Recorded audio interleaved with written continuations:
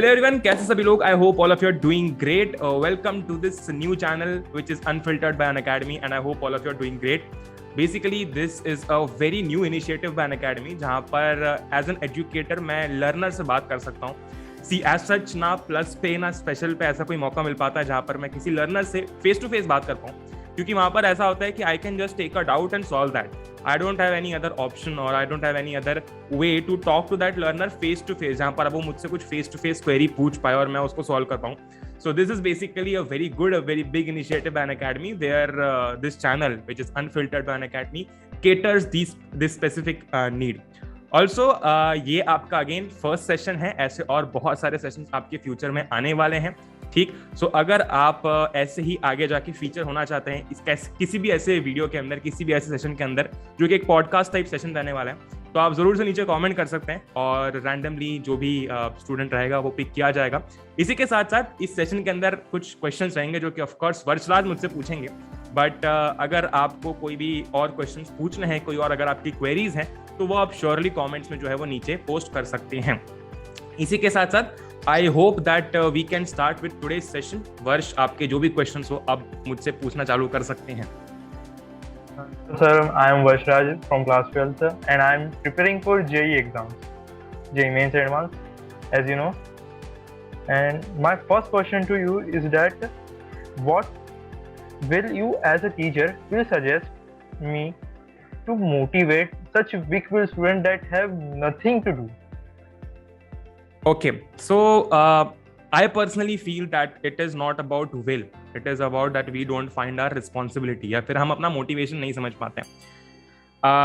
मैंने एक चीज नोटिस की है इस पिछले एक साल के अंदर, that once you have that will, once you have that responsibility कि नहीं मुझे ये क्यों करना है, आपको वो चीज धीरे धीरे समझ आने लगती है कि नहीं ये मेरी रिस्पॉन्सिबिलिटी है. And I often talk about this कि यार आपका जो प्रोडक्टिविटी, जो आप लगता है ना कि दिन भर हम बैठे रहते हैं, कुछ पढ़ाई नहीं हो पाती है, कुछ काम नहीं हो पाता है, सो वो बेसिकली इसलिए होता है क्योंकि हमें अपना दिन प्रोडक्टिव नहीं लगता. और प्रोडक्टिविटी इसलिए नहीं आती क्योंकि आज हम जो किताब खोल के बैठ रहे हैं वो हमें अपनी रिस्पॉन्सिबिलिटी नहीं लगती है.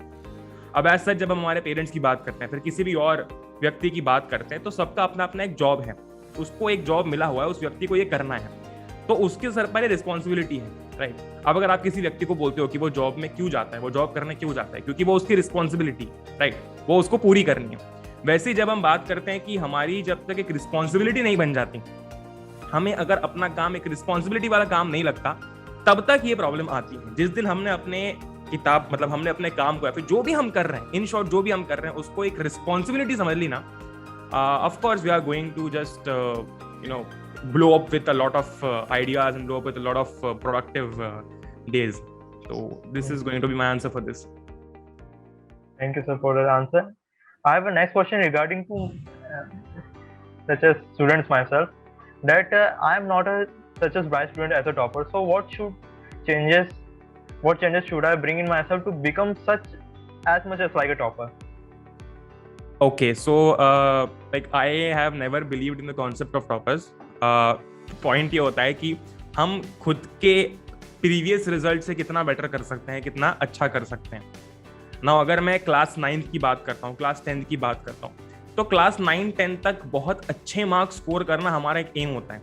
राइट, आगे जाके भी ऑफकोर्स 11th-12th के अंदर भी हमारा एक एम बन जाता है कि नहीं मुझे किसी एग्जाम के अंदर बहुत अच्छा करना है, बहुत अच्छे नंबर लेके आने हैं. पर मेरा हमेशा से एक सजेशन रहेगा, लाइक आपको भी और सभी को, कि अगर आप अपने प्रीवियस स्कोर से खुद को कंपेयर करते हैं और अगर आप एक अच्छे ट्रैक पे हैं अपने प्रीवियस स्कोर से, तो आप प्रोग्रेस कर रहे हैं. कोई भी एक दिन में 40 नंबर से 80 नंबर तक नहीं पहुंच सकता. Very short and sweet story, थोड़ी सी कड़वी लग सकती है पर बहुत ही छोटी सी स्टोरी है कि कोई भी 40 नंबर से लेकर 80 नंबर तक एक दिन में नहीं पहुंच सकता.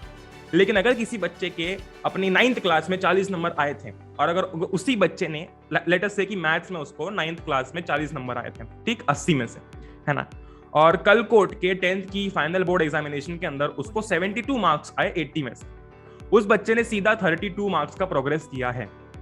सो उसकी नजर में वो अपना एक टॉपर बन चुका है, क्योंकि उसके खुद का प्रीवियस वर्जन उससे कम नंबर लाया था, लेकिन उसका आज वाला वर्जन उससे ज्यादा नंबर लाया है.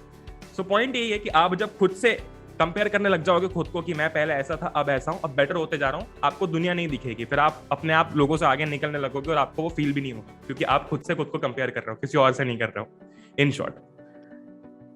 सो यही है इसका पॉइंट। तो बाकी अगर हाँ मतलब कभी ऐसा आपको लगता है ना कि ये टॉपर मेरे से ज्यादा नंबर लाता है, बस आराम से चिल करो, बैठो, और कभी कभी तुम ये भी देख सकते हो कि यार नहीं यार 2 साल पहले शायद मेरे कम नंबर आते थे, तो मैं अब ज्यादा नंबर लाऊंगा, या फिर 2 साल पहले मेरे ज्यादा नंबर आते थे। देखो ये दो तरीके से हो सकता है। अब कोई बच्चा ऐसा भी हो सकता है जिसके 8th क्लास में बहुत अच्छे नंबर आते थे पर उसके 10th क्लास में कम हो गए। ऐसा हमको फील होता है ना कि यार पहले तो बहुत अच्छे लाता था। So you can use that as a fuel. यार अगर मेरे अच्छे नंबर आ सकते हैं और अगर अभी मेरे खराब नंबर आ रहे हैं तो कल की डेट में मैं अच्छे नंबर भी ला सकता हूँ, क्योंकि मैं ला चुका हूँ, ऐसा नहीं कि मैं नहीं लाया हूँ। So that is the only thing which I feel is going to help you. Thank you, sir, for that beautiful answer. Okay, Sir, so my next question is regarding to the pandemic. In this pandemic, there are many students which are unable to study like they were before in the classroom. So, how should we tackle it? And what are your suggestions to it? Okay, so basically, I will agree on this point कि पिछले 1 साल से जब हम serious preparation की बात करते हैं किसी भी चीज को लेकर, तो वो अफेक्ट हुई है, क्योंकि हमें अभी तक आदत नहीं पड़ी थी, ना हमें अभी कभी ऐसे स्टार्टिंग से आदत है कि हम ऑनलाइन लैपटॉप पर आकर पढ़ें। ठीक, पहले हमारा एक रूटीन होता था, हम उठते थे, स्कूल जाते थे, क्लास में बैठते थे, पढ़ते थे, कम पढ़ते थे, मस्ती ज्यादा करते थे, फिर खाना खाते थे स्कूल में, ठीक है, एक्टिविटीज होती थी और घर पर आते थे। अब वो सारी चीजें समेट के इस लैपटॉप की स्क्रीन में आ चुकी है। सो ये पूरा बन चुका है। नाउ अबाउट टैकलिंग, तो यार देखो ये बिल्कुल गलत होगा कि मैं तुमको बोल दूं कि बस तुम वेट करो हो जाएगा। ठीक, ये चीज बहुत धीरे धीरे आएगी, मतलब ये प्रोग्रेस के साथ आएगी, हमको इसके साथ में अडाप्ट करना पड़ेगा। अब जैसे कि हम लोगों ने दोस्ती, जैसे कि हमारा दोस्त कोई होता है, ठीक, पहले क्या होता था कि पहले वो दोस्त हम उससे जाके रियल लाइफ में मिलते थे, अब वो दोस्त हमारे साथ ऑनलाइन कनेक्टेड है, राइट। तो वैसे ही पढ़ाई का भी धीरे धीरे हो जाएगा। अब देखो मुझे पर्सनली भी ये फील होता है यार कि आने वाले 5, 7, 10 साल के अंदर चीजें बहुत एक्सट्रीम लेवल पर डिजिटलाइज होंगी। कल को हमारी पेमेंट सारी कैश से होती थी, राइट, आज को हमारी पेमेंट सारी यूपीआई या फिर क्रेडिट कार्ड या फिर डेबिट कार्ड से होती है। ठीक, सो जब ये चीजें अगर डिजिटलाइज हो सकती हैं तो आज की डेट में एजुकेशन भी हो सकता है। मैं मानता हूं कि अभी इन जनरल हमारे पास इतने रिसोर्सेज नहीं है कि हम सारे स्कूल्स बिल्कुल एकदम से ऑनलाइन आ जाए या फिर सारे पूरा एजुकेशन ऑनलाइन आ जाए, पर धीरे धीरे जब ये पैंडेमिक आया है तो अब ऑफ कोर्स एक तरीका खुला है कि नहीं यार ऑनलाइन एजुकेशन भी पॉसिबल है। तो ये चीज एकदम से तो नहीं आएगी, बट अगर मैं getting back to the point, tackle करने की बात करता हूँ, सो इन जनरल यार मैंने भी ऐसा कभी पर्सनली फील नहीं किया कि मैं जब पढ़ा रहा हूँ तो मुझे ऐसा अजीब सा फील हो रहा है कि बच्चा जो है वो मेरे सामने नहीं है। I like while teaching I have adopted my self कि नहीं, बच्चा अभी मुझे उस स्क्रीन से देख रहा है। जब एक स्टूडेंट पर्सपेक्टिव से बात आती है कि भाई वो बच्चा मुझे उस स्क्रीन से देख रहा है और वो लाइव क्लासरूम में नहीं है, तो इसके लिए थोड़ा सा खुद को अडॉप्ट करना पड़ेगा, वो बहुत जरूरी है। बाकी एज सच टैकल करने के लिए आप अच्छे अच्छे गाने सुन सकते हो, अगर आपको मेडिटेशन करना आता हो तो आप वो कर सकते हो, पर इन शॉर्ट इसका जनरलाइज्ड कोई आंसर नहीं बनेगा। So my next question is to you is that I'm preparing for competitive exam like JEE, and there will be many students which are competing for NEET exams, CAT exams. So and there is too much competition in this country. So I'm asking you, how should we tackle that? The competition and the pressure which is given to us by this competition. See, competition की जब मैं specifically बात करता हूँ ना, तो competition सिर्फ हम 11th 12th फेस थोड़ी कर रहे हैं। कंपटीशन तो एक 6th का बच्चा भी फेस करता है, कंपटीशन एक 7th का बच्चा भी फेस करता है, 8, 9, 10, even after you go get into a college, वहाँ पे भी कंपटीशन फेस हो रहा है। क्योंकि जब हम 6, 7 में होते हैं तो फर्स्ट आने का कंपटीशन, राइट, इधर भी फर्स्ट आने का कंपटीशन, फिर कॉलेज में आओ तो वहाँ प्लेसमेंट्स का कंपटीशन, फिर वहाँ से बाहर निकलो जॉब में जाओ तो जॉब में बेटर करने का competition. So competition will be everywhere, right, but tackling competition is वही है। देखो व्हाई, अच्छा, when you have competition, competition क्यों है, मतलब आप जब एक बेसिक लेवल पर देख रहे हो तो कंपटीशन से क्या होता है, यही डिसाइड होता है ना कि फर्स्ट कौन है और सेकंड कौन है, यही डिसाइड होता है। अभी हमने थोड़ी देर पहले वही बात की थी कि टॉपर जो है वो कौन होता है। भाई टॉपर अपने आप में ही अपनी एक नई पर्सनालिटी है, राइट। कि हम बेटर हैं. हाँ. So tackling competition is going to be there in complete like मैं भी कोई बहुत ज्यादा बड़ा नहीं हूँ तुम लोगों से, इन शॉर्ट. ठीक, पर पॉइंट ये है कि कभी ना कभी हर जगह कंपटीशन आते रहेगा, राइट? और कंपटीशन कुछ ना कुछ सिखा के ही जाएगा. जब हम टैकल करने की बात करते हैं तो टैकल वो तभी हो सकता है जब हमें काम माइंड से हमारे गोल के सामने, गोल के लिए डेडिकेटेड हो. ठीक, अब अगर किसी ने ये सोच रखा है कि अगर उससे कोई पर्टिकुलर चीज में बहुत एक्सेल करना है, ठीक, तो वो उसका पूरा गोल उसके सामने क्लियर है. वो अपने आज के रिजल्ट को लेके, आने वाले 5 महीने के रिजल्ट को लेके, आने वाले 1 साल के रिजल्ट को लेकर बिल्कुल वो डेडिकेटेड है कि अगर खराब भी हो जाए तो भी मैं टस से मस नहीं हो रहा, मैं तो नहीं हिल रहा भाई, कुछ भी हो जाए.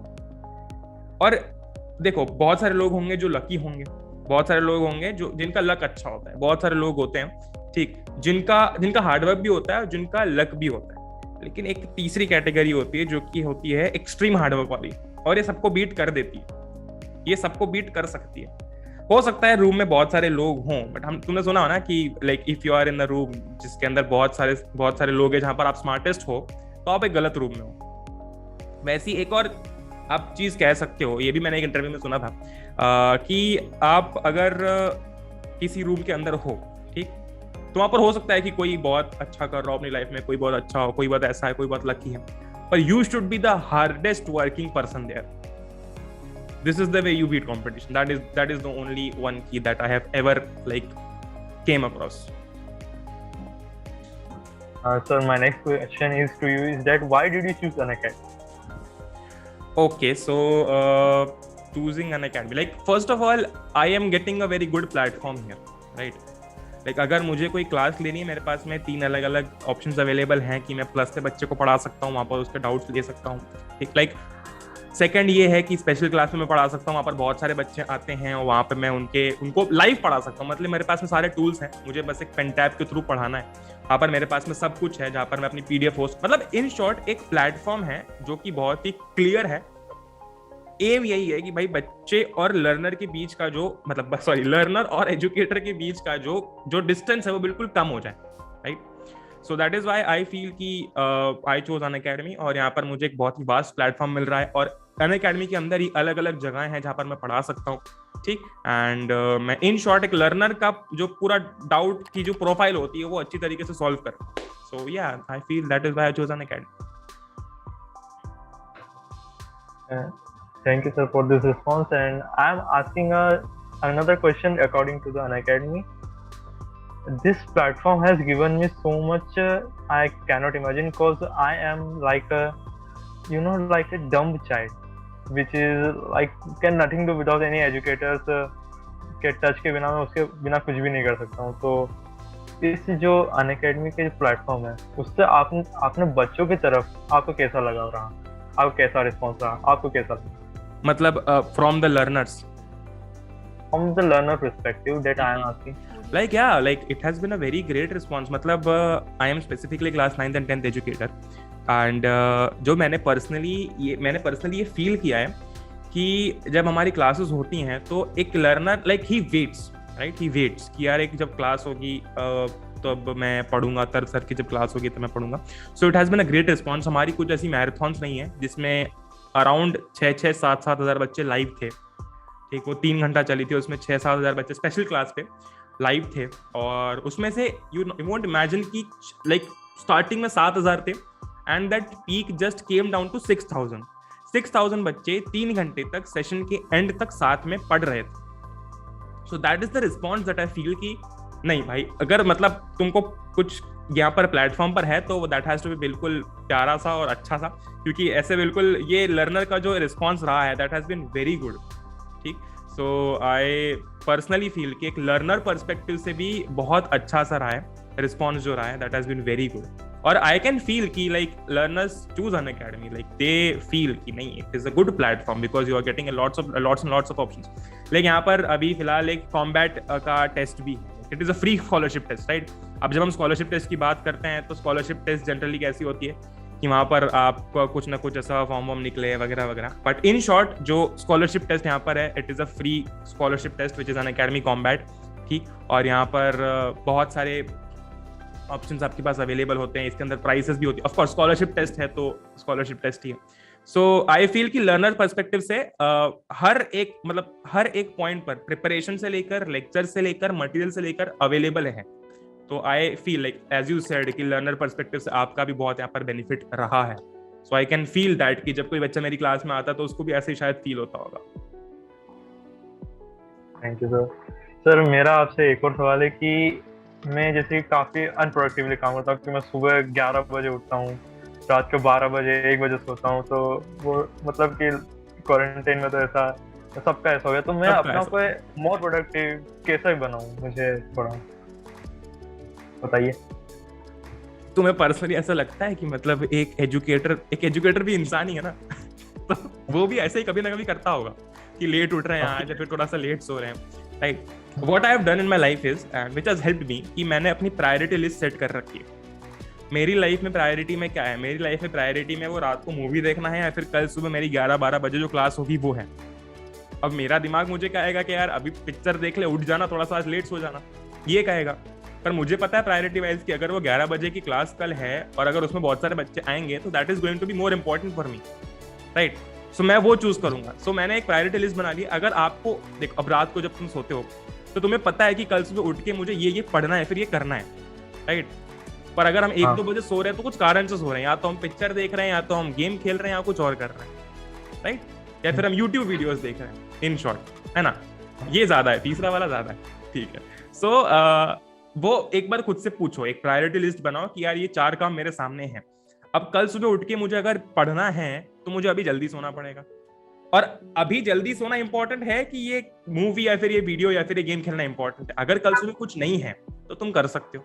अगर कल सुबह पढ़ना है, क्लास है, तो भाई तुम्हारे लिए सोना इंपॉर्टेंट है। सो एक प्रायोरिटी लिस्ट हर रोज जब बनाने लग जाओगे ना, so that is going to help you a lot. करके देखना एक बार, मजा आता है, बहुत प्रोडक्टिव फील होता है ऐसा।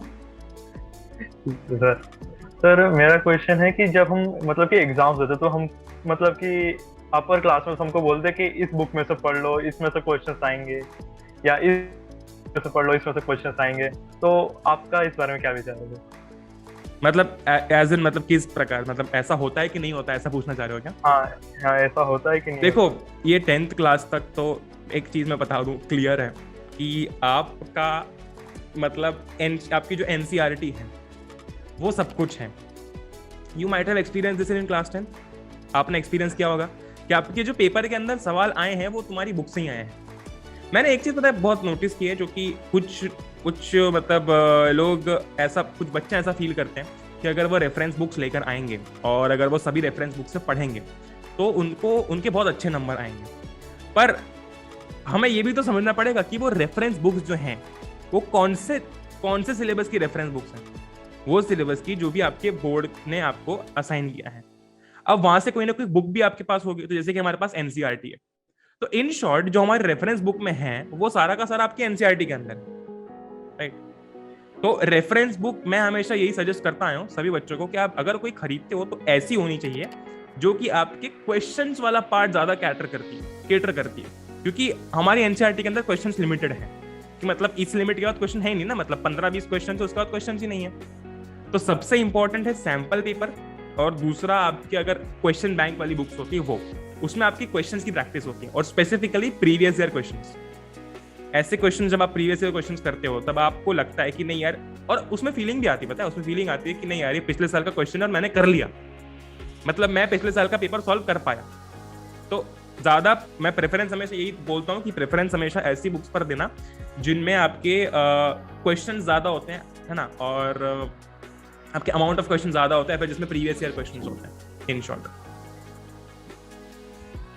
Thank you sir. मतलब कि आप पूरे मतलब कि कंट्रीज के बच्चों को पढ़ाते हो, तो आपका लैंग्वेज बैरियर में क्या दिक्कत आती है, उसको आप कैसे क्या करते हो, टैकल क्या करते हो? ओके, सो लैंग्वेज बैरियर, मतलब मुझे ऐसा लैंग्वेज बैरियर जनरली फील नहीं हुआ, क्योंकि जब भी मैं क्लास लेता हूँ तो वहाँ पर जब हम स्पेशल क्लास पर मतलब अनअकैडमी के प्लेटफॉर्म पर जब क्लास लेते हैं ना, तो वहाँ पर ऑप्शन होता है मेंशन करने का कि ये क्लास कौन सी लैंग्वेज में रहेगी, ठीक।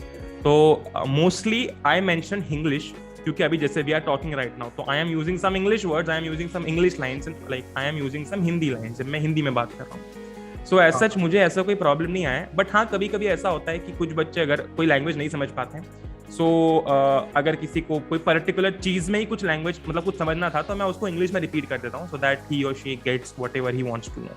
बाकी ऐसा मुझे कभी फील नहीं हुआ ऐसा कि लैंग्वेज में कोई इशू आया है। Thank you, sir. Sir, the next question is kind of a typical one that suits myself, just children myself. That I tend to do so much mistakes in my papers and everything that half of my paper is always of mistakes. So Silly mistakes. How should I? Yeah, silly mistakes and like I do addition and addition में 2 + 2 = 4 होता है, ये सबको पता है, लेकिन मैं कभी कभी उसको चेक करने के लिए कि आप डबल श्योरिटी ट्रिपल श्योरिटी के लिए उसको मैं बार बार चेक करता हूँ, तो वो सिली मिस्टेक्स को मैं कैसे मिनिमाइज करूँ? सिली मिस्टेक्स मतलब अभी तक जैसे पॉइंट ये बहुत ही वैलिड है, और जो तुम्हारा सेकंड पॉइंट है श्योरिटी वाला, वो फर्स्ट पॉइंट के कारण ही बना है, क्योंकि जब तुम्हें पता है कि तुम सिली मिस्टेक्स करते हो, इसीलिए तुम 3-4 बार चेक करना चाहते हो कि मैं जो कर रहा हूँ वो सही है कि नहीं है, क्योंकि मैं सिली मिस्टेक्स करता हूँ, मेरे को पता है। इसका एकमात्र तरीका ये, अब जब हम नॉर्मल क्वेश्चन एग्जाम्स की बात करते हैं, मतलब जहां पर आपके टिक करने वाला होता है, तो वहां पर क्या होता है कि आपको कुछ लिखना नहीं है, राइट, और उसके पहले भी सोल्यूशन करने का बहुत काम पड़ता है, और वहां पर अगर गलती होगी तो वहां आंसर गलत टिक होने वाला है, ठीक। तो यहाँ पर मैं स्पेसिफिकली जब मैं बात करूँ बोर्ड एग्जाम्स की, जब हम बोर्ड एग्जाम्स को कैटर करते हैं कि जब हम लिखते हैं, ठीक, तो इसके लिए ना मैंने पिछले साल भी एक बहुत इंपॉर्टेंट चीज बताई थी, हालांकि एग्जाम्स कैंसिल हो गई, पर मैंने एक बहुत इंपॉर्टेंट चीज बताई थी कि यार, और ये फॉलो नहीं करते, बहुत सारे बच्चे नहीं करते, मतलब पता होता है कि इससे मेरी प्रिपरेशन अच्छी होगी, पर बच्चे नहीं कर पाते। वो ये है यार कि आपको मार्केट में बहुत सारी ऐसी कॉपीज मिलती है स्टेशनरी पे, जो कि है ना ऐसी, मतलब आपकी बिल्कुल एग्जाम पेपर जैसी होती है, जहां पर आपकी शीट्स मिलती है प्रैक्टिस करने के लिए, ठीक। वो एक 5-10 खरीद के लाओ, ठीक, और ना जब भी आपका पेपर है उसके पहले कोई ना कोई क्वेश्चन पेपर उठा के उस पर सॉल्व करो, उससे आपकी जो मिस्टेक्स है वो मिनिमाइज होती हैं, वो एग्जाम आपकी मिस्टेक्स मिनिमाइज होने लगती है, धीरे धीरे मिनिमाइज होने लगती है, क्योंकि मेन इशू तब आता है जब आप पूरा आंसर लिखते हो। अब ये सिर्फ कैलकुलेशन में नहीं है, अब जब इंग्लिश के भी आंसर लिखने हैं, बहुत बार ऐसा होता होगा तुम्हारे साथ में भी कि इंग्लिश के आंसर लिखते लिखते ए भूल गए, एन भूल गए, द भूल गए, कोई वर्ड भूल गए, राइट, क्योंकि वो दिमाग में तो होता है this is the answer of this question, लेकिन वो लिखते लिखते कोई ना कोई वर्ड निकल जाता है गलती से। तो वो इसीलिए होता है क्योंकि हमारे लिखने की प्रैक्टिस होती नहीं है। साल भर हम क्या करते हैं, 2-3 बार एग्जाम्स देते हैं बस, इन जनरल जब हम बात करते हैं, तो उसके अलावा हम खुद से प्रैक्टिस नहीं करते, तो वो प्रैक्टिस हमें पहले इंक्रीज करनी पड़ेगी। तो इसीलिए जब भी अगर बोर्ड एग्जाम्स की मैं जनरली बात करूं, तो उसकी प्रैक्टिस सबसे ज्यादा लिखने से ही होती है, सबसे ज्यादा लिखने से और सैंपल पेपर सॉल्व करने से। That is the best practice you can do, उसके अलावा और कुछ नहीं है। और अगर हम जब कैलकुलेशन की बात कर रहे हैं, अभी जो सेकंड पॉइंट आपका था कि मैं श्योर नहीं रह पाता हूँ, तो थोड़ी सी ना स्पीड अपनी कम करो। तुम्हें थोड़ा सा कॉन्ट्राडिक्टरी लग रहा होगा, पर ऐसा होता है ना कि हम क्या करते हैं कि अगर हमें ईजी दिख रहा है क्वेश्चन, तो हम क्या करते हैं, फटाफट सॉल्व कर देते हैं उसको, फिर बाद में उसको 3 बार चेक करते हैं कि यार ये सही तो क्या है, सही तो क्या है, सही तो क्या है। तो टाइम उसमें उतना ही लगा जितना थोड़ा सा धीरे करने में लगता, राइट। तो अगर थोड़ा सा धीरे करेंगे ना, तो 100% श्योरिटी रहेगी कि यार हाँ सही करा है मैंने, क्योंकि मैंने पूरे कॉन्शियस के साथ किया है। अभी हम क्या करते हैं, 14 3 3 4 2 1 कैरी ओवर 4 42 लिख दिया 42, फिर लगा है कि यार 14 1 14 होता है, 14 2 28, इसमें 14 ऐड करेंगे तो 42, अच्छा हाँ सही है। तो इतना जो टाइम मेरा गया, अगर मैं उसको वहां डाल देता, वहां सॉल्व करते समय, तो शायद मेरा बेटर रिजल्ट निकल पाता, क्योंकि मैं 100% श्योर होता कि मैंने सही आंसर लिखा है। So this you can follow, specially in board exams. बाकी इन जनरल आपके एग्जाम्स में तो आपको ज्यादा समय देना पड़ता है, but specially in board exams. Thank you, sir. Yeah. So do you have any more questions? No, sir. Okay. Yeah. So with this we come to an end of this session. I hope Varshraj I was able to answer your questions, and we'll take more of such questions in the upcoming sessions. अगर आप में से कोई भी अपने सवाल जो है वो पूछना चाहता है, वो नीचे कमेंट कर सकता है, ठीक, वो नीचे कमेंट्स में बता सकता है, ताकि हम नेक्स्ट सेशन में जो है ये आपके जो क्वेश्चंस हैं वो ले पाए। इसी के साथ साथ अगले सेशन में अगर आप फीचर होना चाहते हैं, तो आप जरूर से नीचे कमेंट करके बता सकते हैं। रैंडमली हम लोग कोई भी जो ऑफकोर्स जो भी स्टूडेंट है लर्नर पिकअप होगा, उस अकॉर्डिंग सेशन करेंगे। एंड आई होप कि आपको सेशन पसंद आया होगा, and I hope that you have subscribe to this channel which is unfiltered by Unacademy. Also, don't forget to like this session if you enjoyed. Share this with your friends if you gained something from this. And let's crack it. Also, don't forget to check out Unacademy's Combat, which is a free scholarship test which anyone can attempt by just downloading the Unacademy application and signing up. I hope, Varshraj, you enjoyed this session. Did you? Yes, sir. I enjoyed it very much. Yeah, and I hope all of you enjoyed this session. I hope all of you are doing great. Jai Hind, Vande Mataram. Enjoy karo. We will meet in the next one. Till then, goodbye and let's crack it.